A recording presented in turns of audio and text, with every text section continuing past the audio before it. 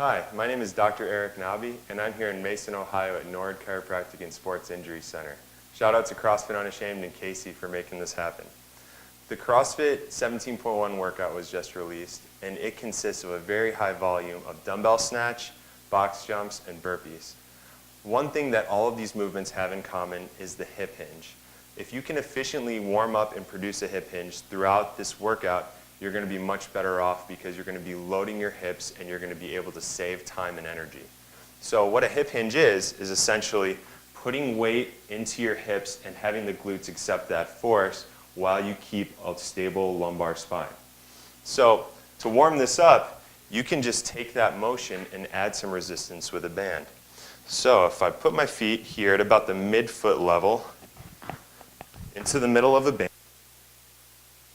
and up over my back and shoulders, being careful, and just produce the hip hinge and see what happens. If I produce this hip hinge and I feel resistance in the back of my legs and my glutes, then I'm doing a good job loading into my hip hinge. However, if I do this and I feel a lot in the low back, I'm likely rounding the back too much, or I'm overarching to compensate and not getting enough glute work in there. So really focus on glute activation through the hip hinge so you can be efficient through this workout. Another way you can work on the hip hinge in a full range of motion is just to go from the bottom, taking something like a kettlebell or a bar. So using a kettlebell, what I can do is go down, set it up at about the midfoot, and work on getting the glutes loaded with my back in a good position and producing the force through the hips. It's a really good way to start warming up for the snatch and the burpees and the box jumps. So another component of the snatch is going to be shoulder flexion. If you can get really good shoulder flexion, you can lock it out really fast. So what you want to do with shoulder flexion is work on getting the shoulder, the glenohumeral joint, to flex along with tilting the scapula backwards with mid-back extension. So these three motions are required to make this happen.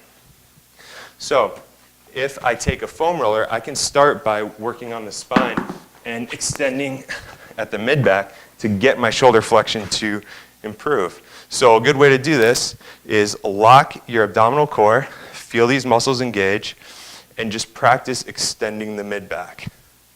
So I'm not going to let my back extend from the lower part. I'm going to try to use my abdominal muscles and just extend the mid-back. And I can do this at several levels, kind of working my butt down so that I get up on the thoracic spine, or I can work higher with my butt, moving it up so I can get lower on the thoracic spine. Another way to work more directly on shoulder flexion is to use a dowel. What I can do is take this dowel and do my traditional shoulder dislocate movement that a lot of CrossFitters use to get the shoulder into flexion. This motion is going to produce more flexion at the glenohumeral joint.